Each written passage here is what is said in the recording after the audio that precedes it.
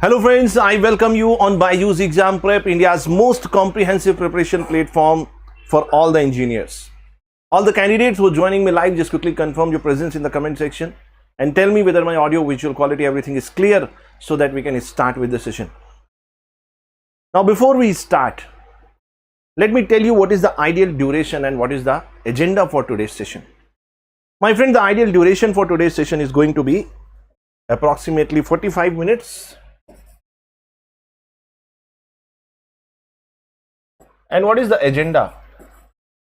The agenda or the outcome of the session is, in these sessions, every Sunday, weekly, every Sunday,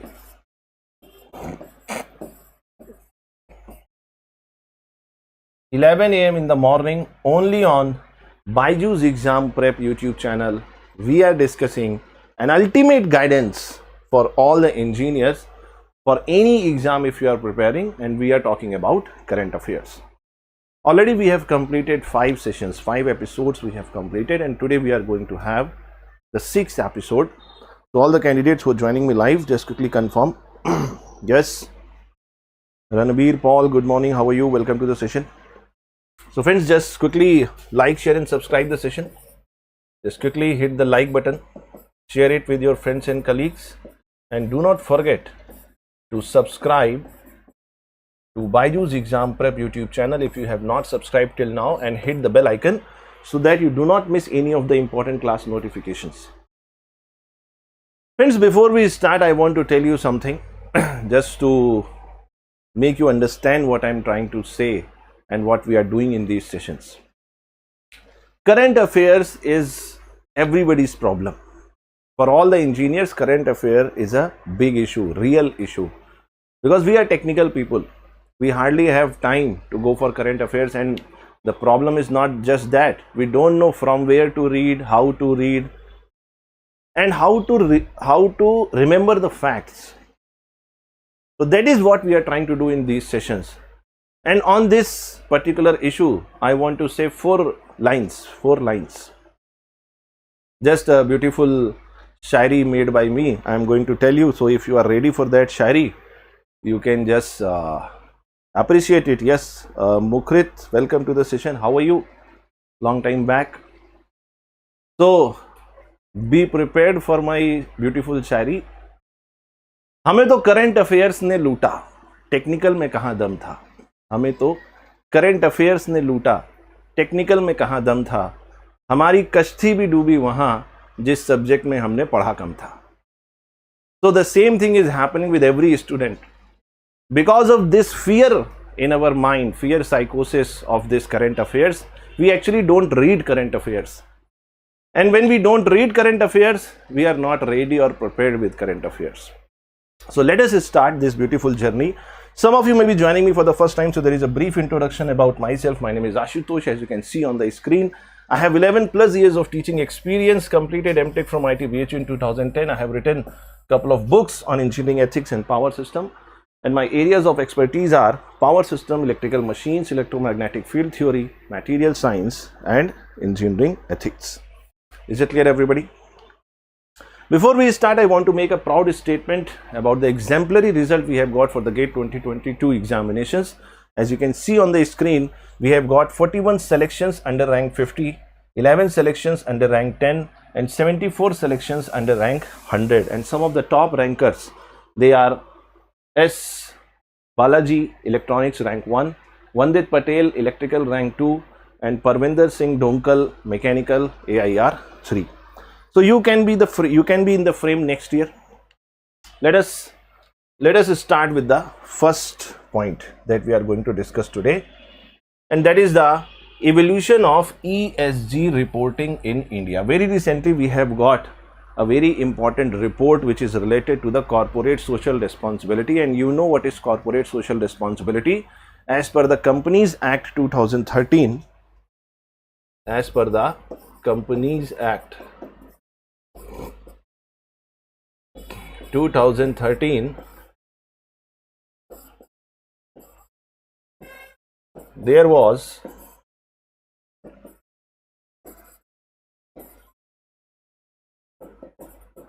mandatory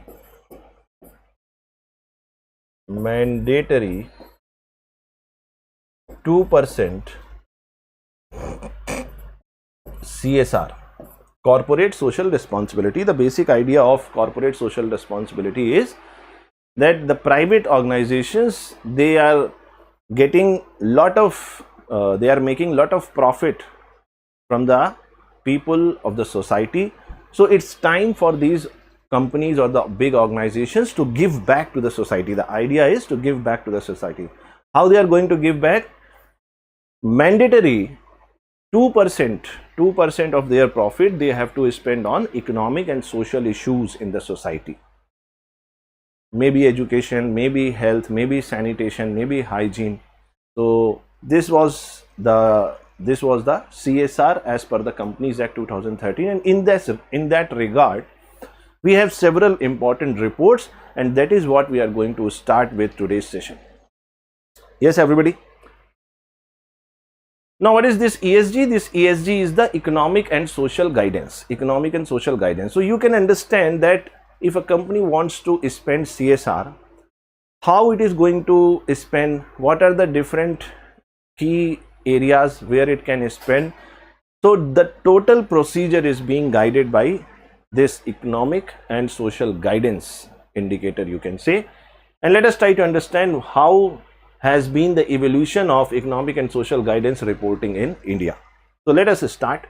ESG reporting in India, it is started in 2009 with the Ministry of Corporate Affairs issuing the voluntary guidelines on corporate social responsibility as the first step towards mainstreaming the concept of business responsibility. As I told you, giving back to the society. What is the idea? The idea is giving back to society. Let me use the blue color, that is more visible. Giving back to the society.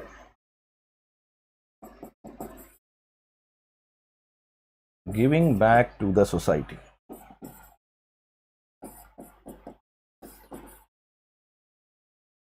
Since then, the reporting landscape has came a long way with the introduction of business responsibility reporting, BRR, business responsibility reporting. There are several reports: corporate social responsibility,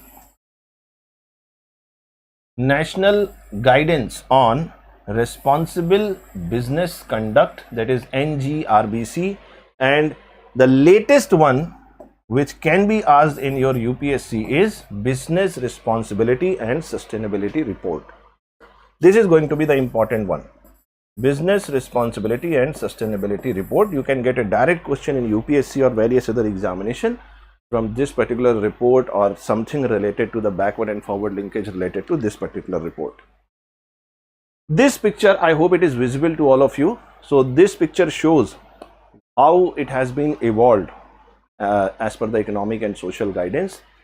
2009, it is started with the National Voluntary Guidelines. So the Ministry of Corporate Affairs issued National Voluntary Guidelines on Corporate Social Responsibility for the first time. 2012, it came with the Business Responsibility Report. SEBI was mandated that the top 100 listed companies by market capitalization file BRR based on National Voluntary Guidelines along with their annual reports. So in 2012 Business Responsibility Report, SEBI used to take care of the guidelines. SEBI, S-E-B-I.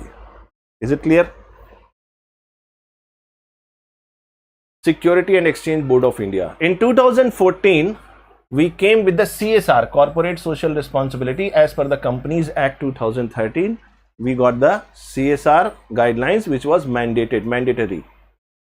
So CSR rules came into the force. Now see how UPSC or various other examination can ask you the question, and how you have to extract the data from these reports.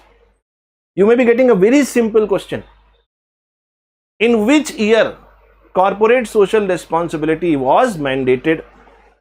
Now he is going to give you 4 options: 2012, 13, 14 and 15. Most of the candidates may get confused because of the Companies Act 2013. The act came into the being in 2013, but it got mandated. CSR got mandated in 2014. So what is the correct answer? If you are going to get this question, what should be your answer? It is 2014. Everybody just say hi in the comment section if you are able to follow me. And do not forget to send me beautiful emojis so that I am also motivated and I keep you also motivated. Yes, everybody.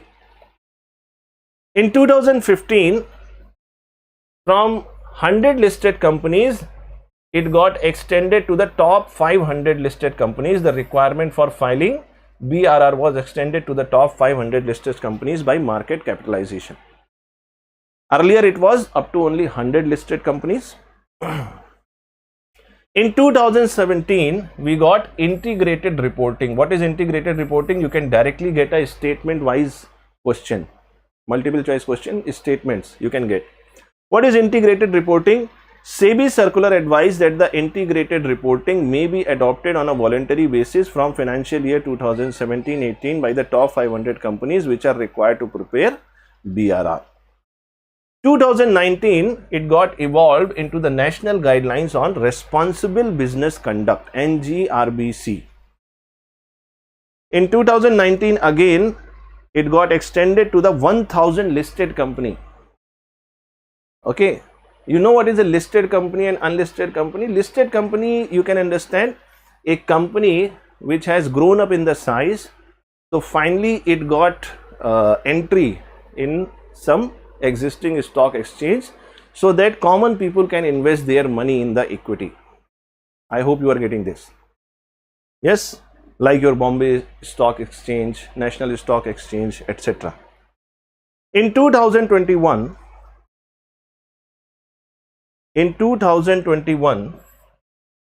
finally we have got the Business Responsibility and Sustainability Report, and it was introduced in 2021. So the latest report is Business Responsibility and Sustainability Report. What is the basic structure of this Business Responsibility and Sustainability Report? That can also be asked in number of statements.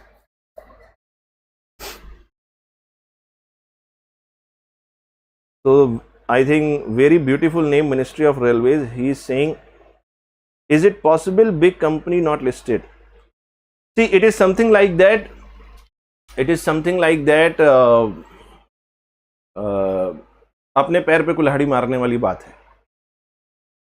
He is saying big companies not listed.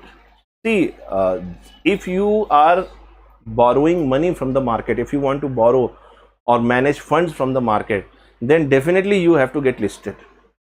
And if you are a listed company, the credit value of the company is good. So the people are ready to invest in that company. Suppose if I am an investor, why I am going to invest in an unlisted company? Because we don't know what is going to be the future of that unlisted company. So if you are a listed company, you get a credit value in the market so that you get funds from the market. Are you getting this? Ministry of Railways, very beautiful name. And I hope you are not the real one. Yes? So let us see what is the structure of Business Responsibility and Sustainability Report. It has got 3 sections. Section 1 talks about the general disclosure. Section B talks about the management and process disclosure. And section C talks about the principle-wise performance disclosure. Now this section C is divided into 2 parts further, that is essential indicators which are mandatory and leadership indicators which are voluntary. So just remember this diagram if you can remember, or take a snapshot so that if you get a question on this, you can answer it. Is it clear? You have to make some mapping in the mind. General disclosure, section A. Management and process disclosure, B. Section 3, principle wise performance disclosure. Let us talk about section A. Section A that talks about the general disclosure. The section contains detail of the listed entity, what are the products and services provided by that company, what are the operations, employees, holding, subsidiaries, associate companies, including the joint venture, CSR, transparency and disclosure compliances. General things are there in the section A. Section B, management and process disclosure. It contains questions related to the policy and the management processes, governance, leadership, and oversight. Whereas section C, that is the principle wise performance disclosure, companies are required to report upon key performing indicators in alignment with the 9 principles of NGRBC. What is this 9 principles? That also can be asked in your examination, so you have to be ready for that. The section classifies key performing indicators into 2 subcategories that the companies are required to report. Number 1 is essential indicators, which are mandatory. If something is essential, then definitely it has to be mandatory. So sometimes in current affairs, you can use the common sense. The key performing indicators include data on training programs, environmental data, emissions, water and waste, social impact generated by the company, etc. Now this is the word, this is the term, social impact, which you can get in your examination. So I would suggest you take a short note of this particular term. What do we mean by social impact? In general, what is the social impact about any private organization? How we define social impact? Because we talk about environmental impact, but right now we are talking about social impact. Suppose I am making a pen, or I am making a toothbrush, or I am making a soap. So what is the social impact we are creating in the society? That is also getting more importance. You must have seen the recent controversy of Haldiram. There was falahar, some falahar food that was used to eat in the fasting, and some data was written in Urdu. So there was hue and cry from some section of the people that it is something related to the spirituality of Hindus. So why you are writing it in Urdu? So you understand, any product, any service which you are providing as a company to the society, there is a social impact. And earlier we were only talking about majorly about the environmental impact. Now we are talking about social impact. Mind my words, next year engineering services examination, you can get a question on social impact also. So are you ready for that? Just write social impact somewhere and read it from internet. You are going to get a lot of stuff. The second one is the leadership indicator, which is voluntary. Companies are expected to comply with these indicators for better accountability and responsible purpose. Better accountability and responsible purpose. Some of the key performing indicators include data on life cycle assessment, details on conflict management policy, additional data on biodiversity, breakup of energy consumption, scope 3 emissions, and supply chain disclosures. These are the 9 principles which any company has to follow while they are going to report on these CSR initiative. Principle 1 talks about the businesses should conduct and govern themselves with integrity and in a manner that is ethical, transparent, and accountable. Integrity, ethical, transparent, and accountable. Second principle, businesses should provide goods and services in a manner that is sustainable and safe. So the second principle, they talk about sustainability and safety. Third principle, the businesses should respect and promote the well-being of all employees, including those in their value chains. So the third principle talks about the well-being of all employees.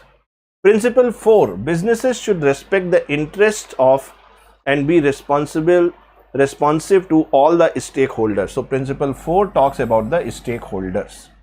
Principle 5, businesses should respect and promote the human rights. So principle 5 talks about the human rights. Principle 6 talks about the businesses should respect and make efforts to protect and restore the environment. So principle 6 talks about environment. Believe my words, you can get a question from this area, so don't take it lightly. This is how you have to recall it, remember it. Principle 1, integrity, ethical, transparent, accountable. Principle 2, sustainable and safety.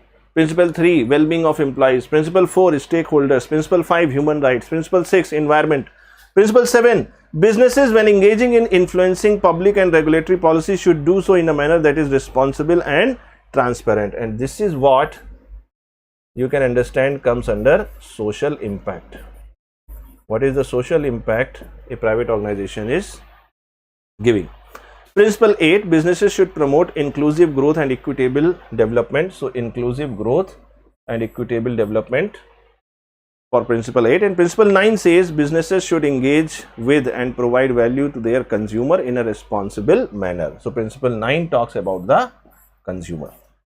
Everybody just tell me in the comment section, are you able to follow this? Yes, everyone. And do not forget to send me some emojis so that I can understand you are able to follow me if you are there.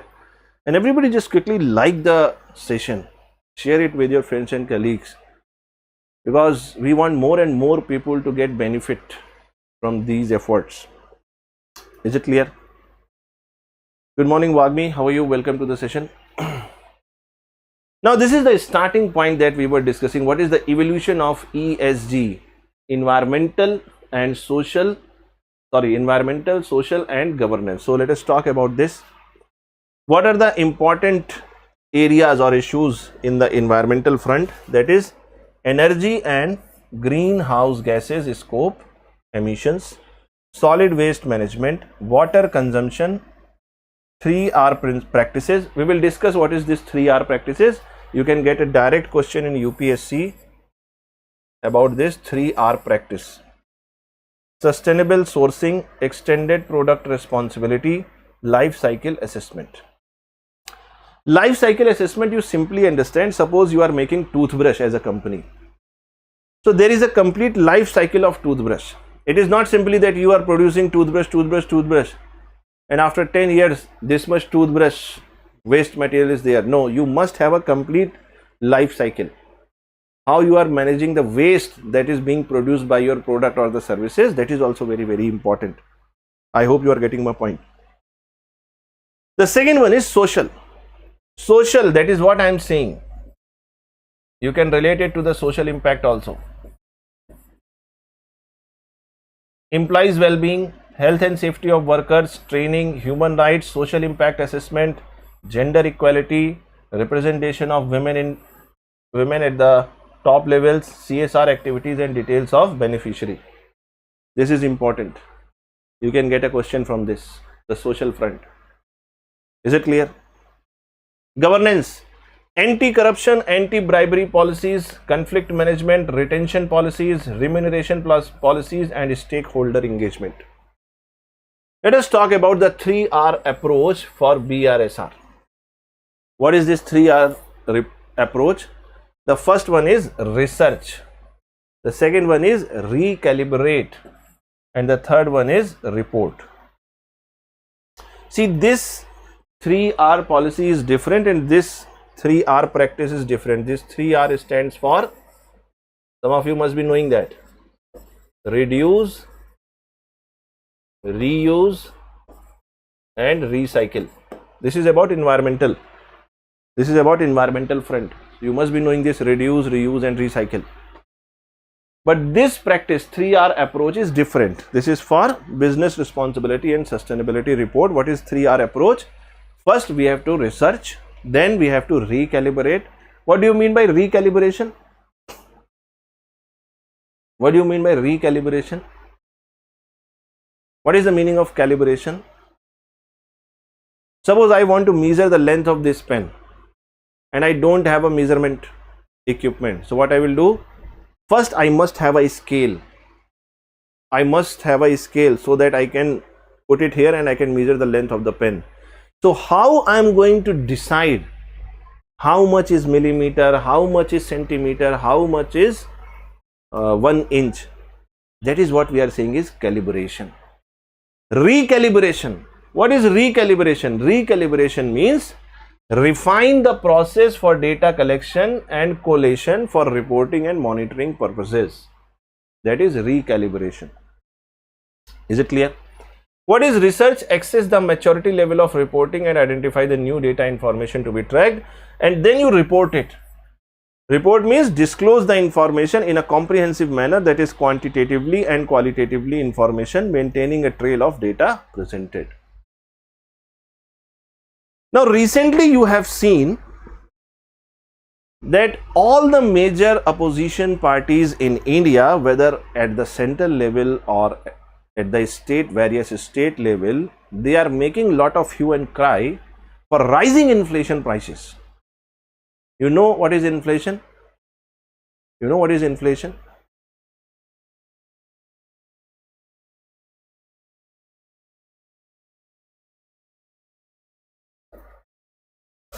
You know what is inflation? See, I am a technical person. I belong to electrical engineering.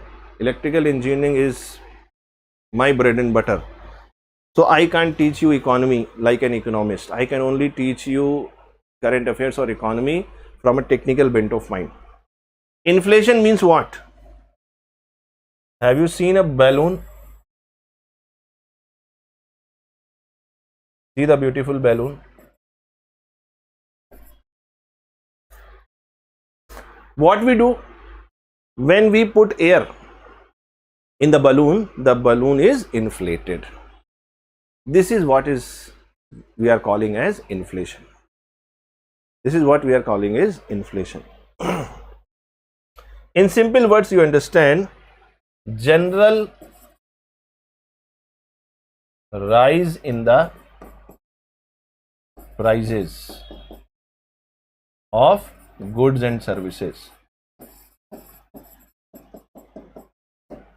General rise in the prices, that is what we are calling as inflation.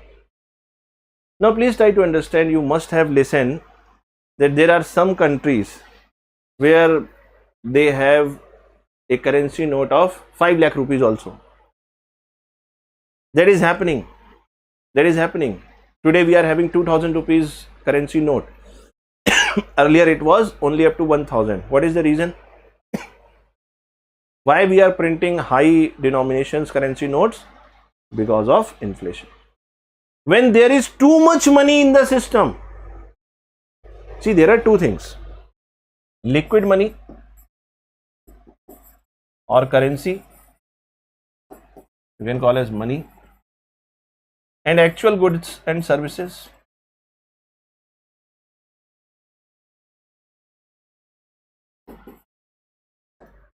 So inflation, what is happening? This liquid currency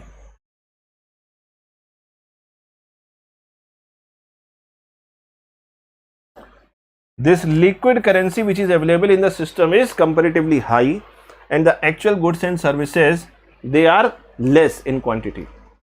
It means more money that should be in the system, there is more money in the system. When there is more money in the system, what is happening? People have more money in hands, so they can spend more. Are you getting this or not? Capability of spending is more. So what is happening? There is general rise in the prices. General rise in the prices, that is what we are saying is inflation. Now this condition of inflation has been in news very recent, since last couple of months or years, you can say. And recently there has been a theory that Indian economy is following the Maradona theory. And let us understand what is this Maradona theory. You can get a direct question on this. Let us try to understand. What is Maradona's contribution? The great footballer, you must be knowing his name, Diego Maradona. Contribution to the monetary theory, what is that? In 1986, Diego Maradona has just scored one of the most controversial goals of all time, the hand of the god. Moments later, in the FIFA World Cup 1986 quarterfinals against England, Maradona goes on to score the goal that would be called the goal of the century. Argentina would later claim the title, but the goal should not only be remembered for Maradona's brilliant dribbling skills, it has a valuable lesson for economists of the world. Now what is that lesson? That lesson we are calling as Maradona theory for monetary policy. In 2005, the governor of the Bank of England, Mervyn King, used Maradona's goal to describe how interest rate in modern economies work. He was quoted by Marcellus: Maradona ran 60 yards from inside his own half, beating 5 players before placing the ball in the English goal. Are you getting this? There are 5 opponent players. Maradona was having the ball, football, and what he did? What is the general perception? If you are a footballer, you must be knowing that you have to dribble. You have to go left, right, left, right, left, right in order to escape your opponents. But what Maradona did, it was something unique. Instead of going left and right, he just went straight 60 yards and did the goal. Now everybody was shocked and surprised that how somebody can fool 5 opponents players just by going in a straight line without going left and right. Now what Maradona did, see what is going to happen whenever you are playing a competitive game, your opponents are going to behave according to their perception. What is the general perception? If you have to beat 5 players, you have to go left, right, then left, then right, then left and right. So the opponent players, they were trying to defend to the left and right. Now Mr. Maradona got a straight line and he went into the straight line instead of going left and right, and that is how he was able to did the goal, and that goal is called the goal of century. Now what is the learning in terms of the economic understanding of the monetary policy? The truly remarkable thing, however, is that Maradona ran virtually in a straight line. How can you beat 5 players by running in a straight line? The answer is that the English defenders reacted to what they expected Maradona to do. But Maradona did not do that. Because they expected Maradona to move either left or right, he was able to go straight on. Monetary policy works in a similar way. Market interest rates react to what the central bank is expected to do. Very recently, in a row 11th time, RBI has not changed the rates. See here. So basically, sometimes when the central banks talk about increasing the interest rate, the market is stabilized without central bank actually having to change the status quo. Central bank is not going to do anything. He is just talking that he is going to do that thing. So the market becomes stable. I hope you are getting my point clear. What is Maradona theory? The Central Bank of India, the Reserve Bank of India, kept the repo rate, and I will make you understand what is repo rate and what is reverse repo rate. Do not worry, and I will tell you from a technical understanding what is this repo rate and reverse repo rate. These rate unchanged for the 11th time in a row. However, the inflation target was changed owing to the high crude oil prices. The crude oil prices have put pressure on the food prices, evident in the latest consumer price index figures of 6.95% for March 2022. One important understanding: who is going to give you the inflation data? The consumer price index. On the other hand, it has followed the Maradona theory of inflation. What is Maradona theory of inflation? This can be asked in some of the examination. The bank changed its commentary around liquidity. Using variable repo reverse rate auctions, the RBI aims to absorb as much as rupees 5 lakh crore out of the circulation. RBI has taken out 5 lakh crore rupees from the system because there was more liquidity. When more liquidity is there in the system, more money is there in the market against the goods and services, then RBI takes out the excess cash. Is it clear? Now, what is repo rate? It is the short form of repurchase. Repurchase short form is repo. What is repo rate? See, when you repurchase, what does it mean repurchase? Suppose I have a government bond. What is a government bond? Suppose I am the government of a particular country and I want funds or money. So what I will do? I will write a statement that I assure to give you this much rupees and Ashutosh Sir, government of such and such country. So if you are a business person, if you are a corporate person, if you are a private entity, you will give money against that bond. Yes or no? Because you are giving money in my hand and in return you are getting a bond. So what you have done? What you have done? You have purchased a government bond from me. Yes or no? Money came into whose hand? Money came into my hand, in the government hand. Now after some time you want to repurchase it. Are you getting this or not?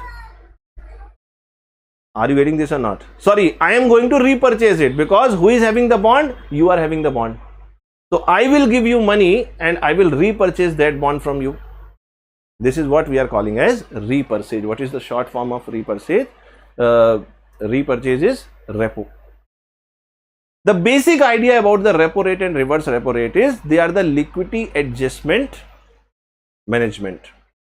What is liquidity adjustment? Liquidity adjustment means because of liquidity or the money in the economy, there may be the condition of inflation or deflation, opposite one. In the rare case, it may be recession also. When too much money is there in the market, it means inflation. When less money, more goods and services, then it is deflation, or you can say recession also. Are you getting this? Are tell me yes or no, Baba. So what is repo rate? Repo rate is the rate at which the central bank of a country, Reserve Bank of India in case of India, lends money to a commercial bank in the event of any shortfall of funds. You are having a government bond, you have taken bond from me. Now after some years you want money. So what you will do? You will sell that bond to me. It means what I have purchased from you, I was the government, you are the private person.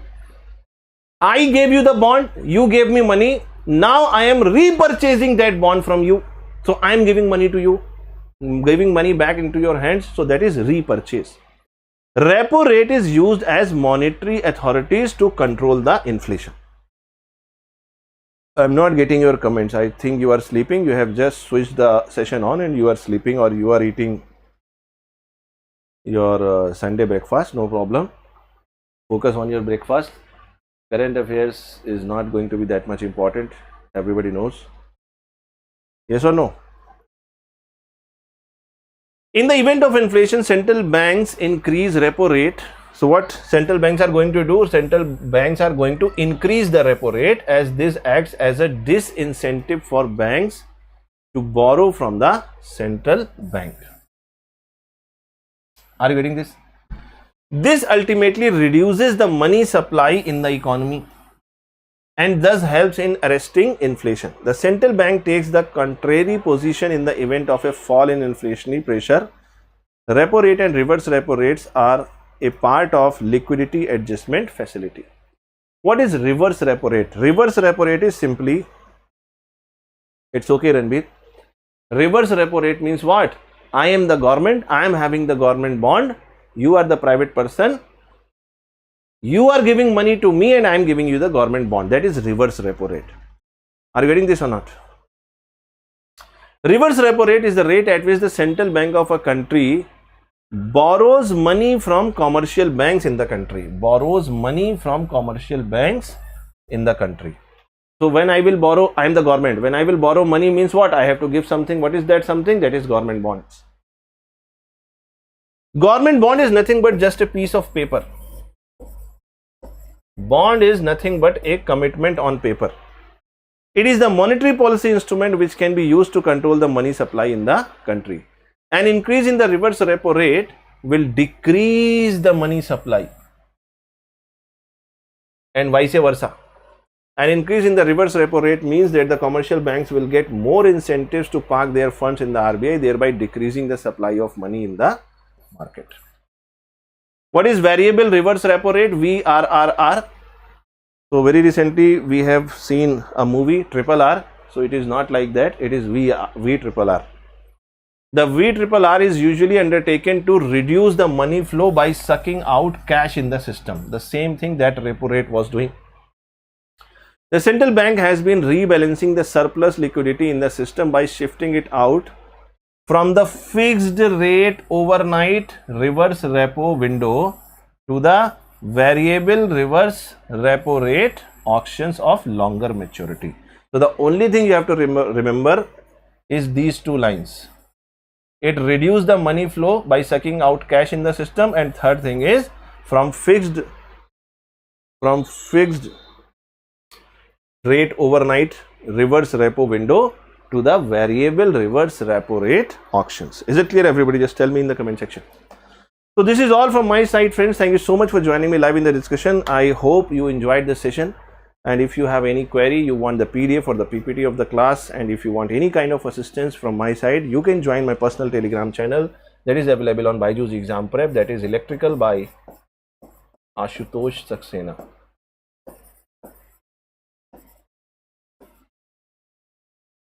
Is it clear, everybody? Just tell me in the comment section. So thank you so much once again. Take care of yourself and do not forget to join me again next week, Sunday, 11 a.m. in the morning. I will be discussing weekly current affairs. Thank you so much. All the best. Thank you. Thank you, everybody.